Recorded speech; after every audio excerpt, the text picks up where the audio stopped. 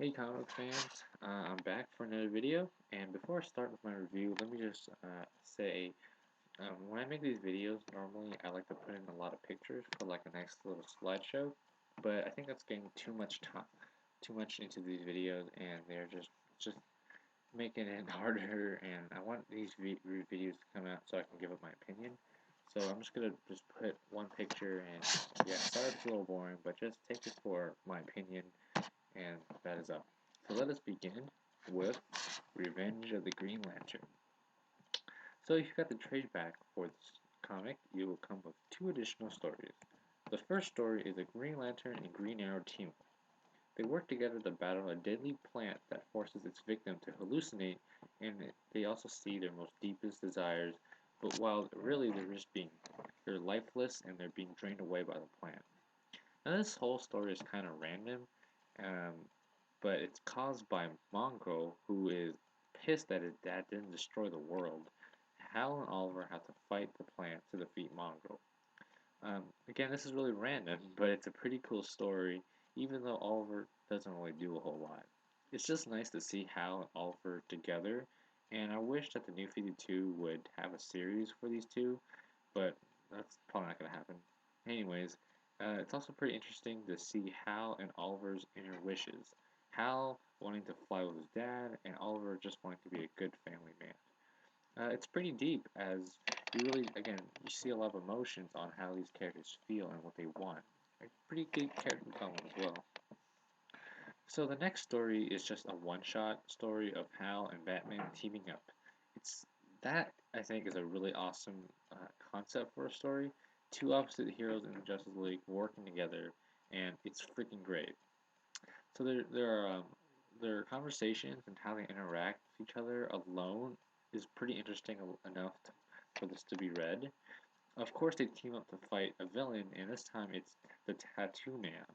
It's just a man with a billion tattoos that attack people. The last part has Batman and Hal together one last time, and it's really cool to just see them.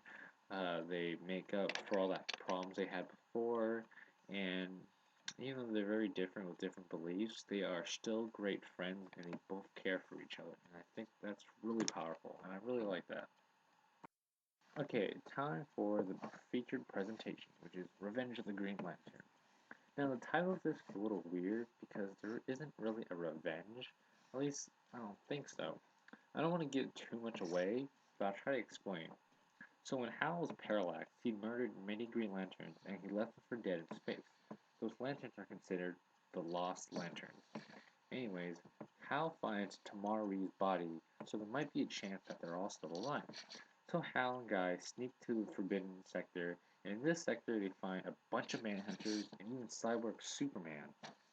The Lost Lanterns are here, but they aren't happy to find Hal, so Hal and Guy must deal with a crap load of Manhunters, Cyborg Superman, and the anger of the Lost Lanterns. And that's pretty crazy. I like the theme of this whole story, and the theme is really just Hal facing the aftermath and consequences of being parallaxed, and he's still suffering, and things aren't really just that perfect. I think the scene that kind of sums it up kind of would be the cafeteria scene in Oa with the Earth Green Lantern skating in the fights with some of the new recruits as they blame Hal for the death of many lanterns that died before. And it influences how I go to the Forbidden Sector to possibly save the Lost Lanterns. And the Lost Lanterns don't trust him as Hal has, but Hal still saves them anyways. I also really like Cyborg Superman. He looks freaking awesome, and he's pretty terrifying, and he's incredibly powerful as well. So it's a nice, powerful villain that's in this story, and it's a nice plus. He's a machine, and his powers can be pretty deadly as he controls the Manhunters. And as we've seen before, Manhunters are pretty deadly. Um, and again, this is when I say that Manhunters, they don't seem as deadly. You should remember No Fear that the Manhunters were like incredibly dangerous, but this time they aren't that bad as the Lanterns kind of just blow them away. But that's just that for the action. And speaking of the action scenes are actually pretty good. And but again, it's just a little. Sometimes it's just a little mindless. It's cool, but it's kind of a trend that I'm noticing in comics where the action is so crazy that it kind of becomes kind of mindless in a way. So that's just a little nitpick, but enjoyable nonetheless. I also want to mention the artwork real quick. This is the first time Ivan Reis has done the artwork, and let me just say I love his artwork. Really great, many great poses, and the panels just look fine with great action. And what I like probably the best about him would probably be his faces that he draws because they're very detailed and it shows a lot of emotion, and the faces actually look different. Great art, and he's a great artist. Overall, these stories were both all pretty good and enjoyable.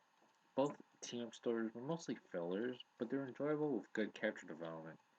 As for the main feature of Revenge of the Green Lantern, I like that it has Hal trying to fix some of his wrongs and finishing with a lot of action. And that's kind of just what it is.